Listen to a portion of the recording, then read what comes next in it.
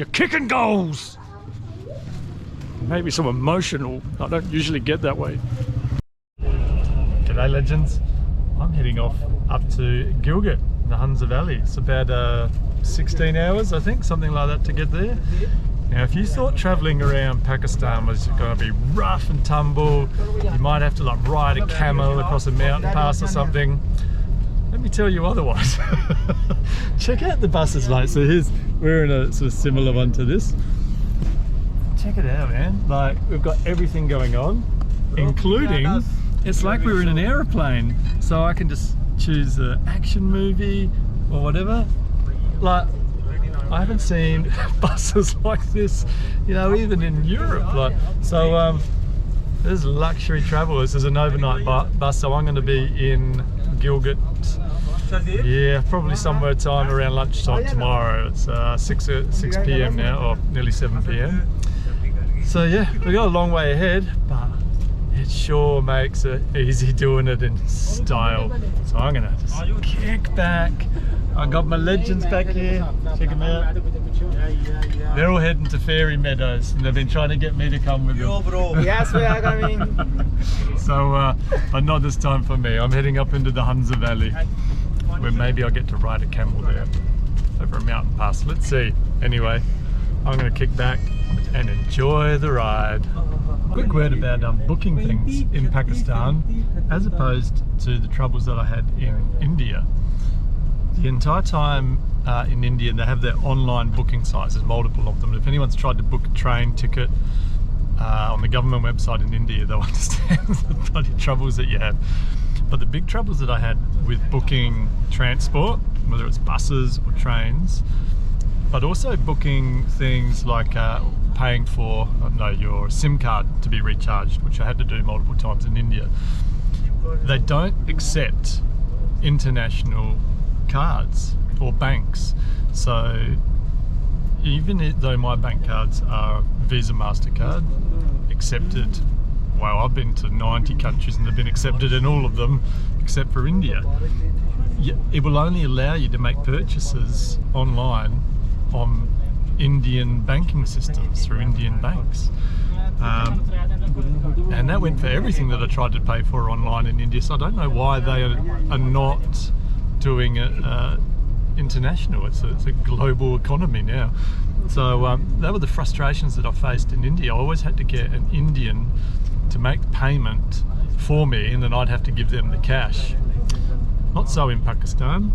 I've already recharged my phone on the app and it accepts the Visa, MasterCard, no problems.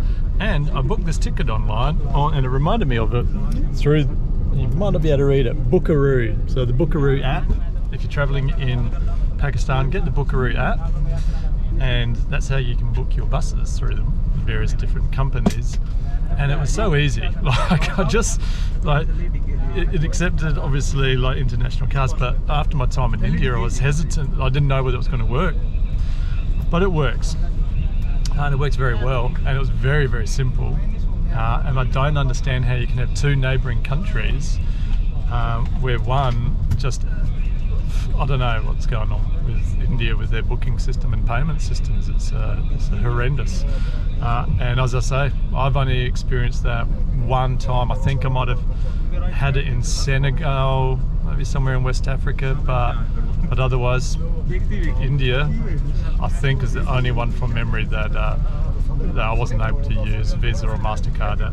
So, but anyway, so there goes another big tick for Pakistan, making life simple for international tourism.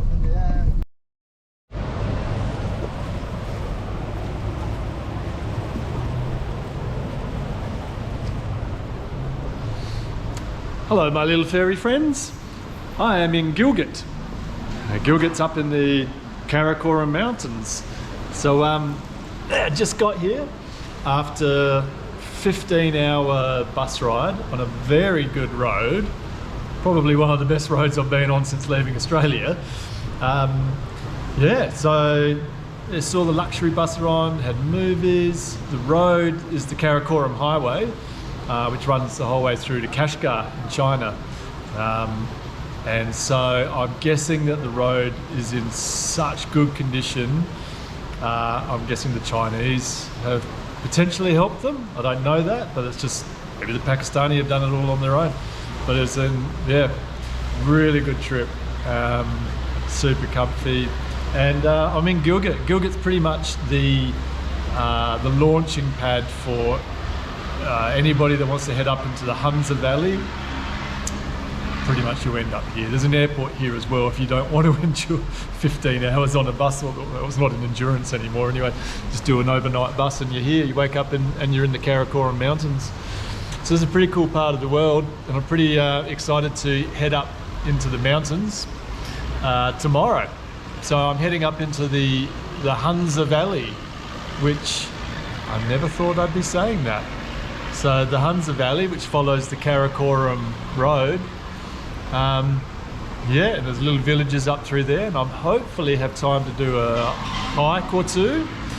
So we'll see what happens. The weather is against me on this one. It's set for rain for the next 3 or 4 days, and it's meant to get pretty heavy.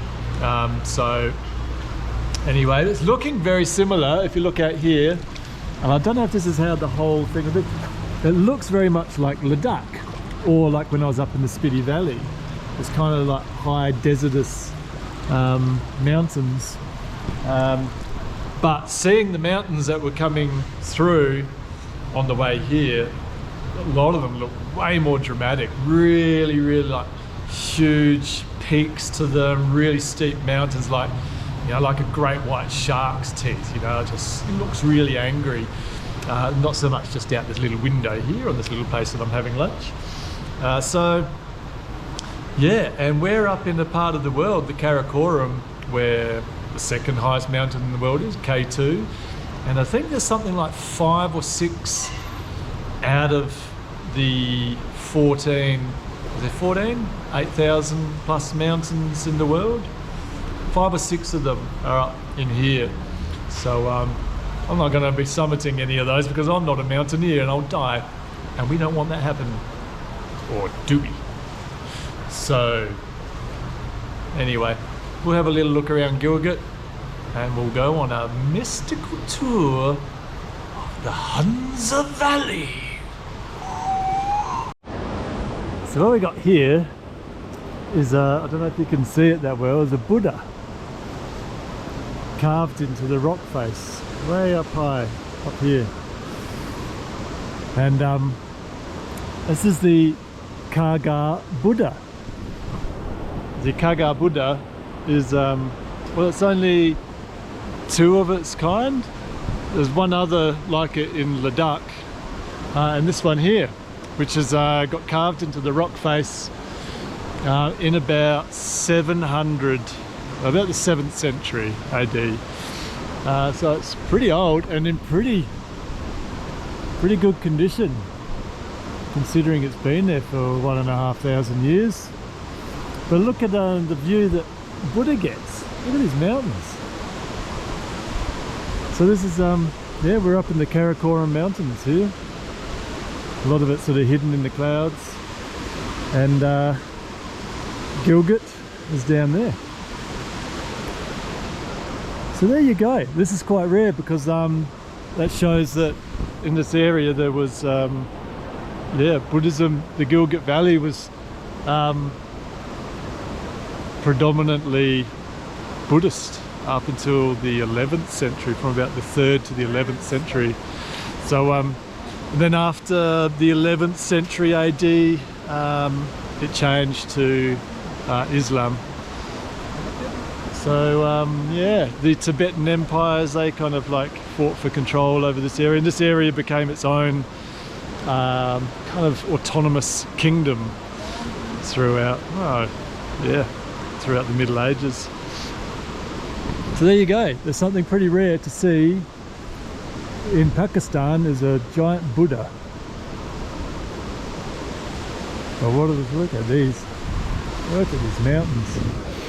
This river down here is the Gilgit River that runs through, and that runs into the Indus River, which starts in the Himalaya over in, I'm pretty sure it starts in Ladakh, runs through India and then through Pakistan. Alrighty. G'day guys. So, I'm reporting to you live. Reporting to you live from Gilgit, Main Street. I've been kind of wandering around here and it just seems to me that I don't really know where the, it doesn't seem that Gilgit has kind of like a centre. It seems to be quite a long town, about, I don't know, 5 or 6 kilometres long, with a lot of these just kind of like markets. There was areas back there looked more like hardware stores. There's lots of little, hardware stuff. Kind of like in jewelry alley, shoe alley.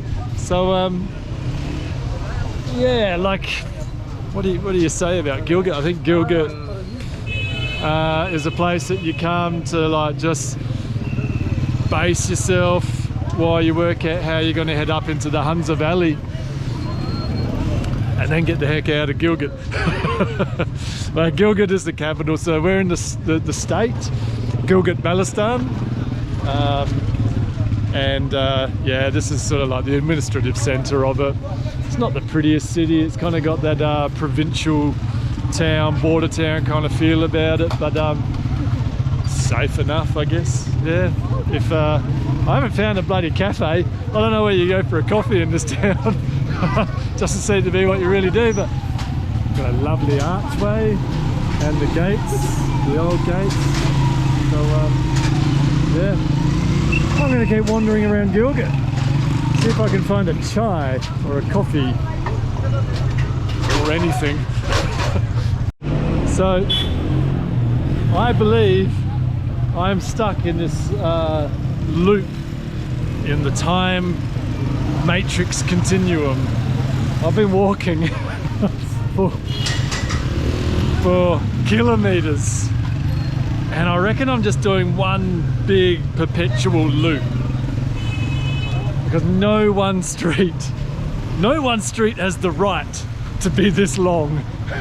It's just the same stuff the whole way. It just goes forever. I'm going to spend the rest of my life walking the length of this street. I've got snacks. I've had to stop for provisions to carry on this epic quest to find the end of this street. It doesn't exist, man. If you come to Gilgit, look out for me. But don't follow me, like you end up in the same loop. Hello. Okay, well, we've kind of, well, not come to the end of like the main market street. I've ducked down some alleyways into the suburbs. I believe the year must be somewhere around 2032. I've aged not too bad in 10 years of walking the streets of, where am I? Gilgit? Gilgit. So, not Gilbert. It's a whole different place. So anyway, what do you say about a town like that? Probably not a lot really, except it's a bloody long town. It goes on forever and ever. But here we are in the suburbs, and this is how a Gilgotian, a Gilgonite. This is how your average Gilgonite lives. It's quite lovely. Look, they've got grapevines growing over the little veranda. It's full of grapes, actually. So, I'm guessing, being a Muslim part of the world, they probably don't turn it into, they don't use it for what it's meant for, which is a cheeky little vino, isn't it? We all know that. Don't know what they do with it then. But anyway, gives them good shade. And we've got some cool mountains here, the Karakoram, and a tree. How do you like my running commentary so far? We've got a purple door. Yes, something exciting came along. Gilgit, you're kicking goals. Maybe some emotional. I don't usually get that way. Fresh beauty parlour. The best thing for Gilgit is, if I were to do this again, I would catch a bus directly from wherever you were, Islamabad to here. You get in at about 9 in the morning, 10 in the morning, something like that. It's only an hour and a half to well, to, I guess, the first village of the Hunza Valley, Miradum or something like that. And you catch the little buses straight from where you get dropped off. I wouldn't even bother. I'm sorry, Gilgitonians. I'm sorry, it's true. I would just get off of one bus and onto the next and head straight up into the Hunza. Yeah, unless you've got a burning desire to see Gilgit, then, you know, go right ahead. Who am I to tell you what you should do with your life? I'm not. I'm doing what I should do with my life. And you guys are just kind of watching that happen, which is fun.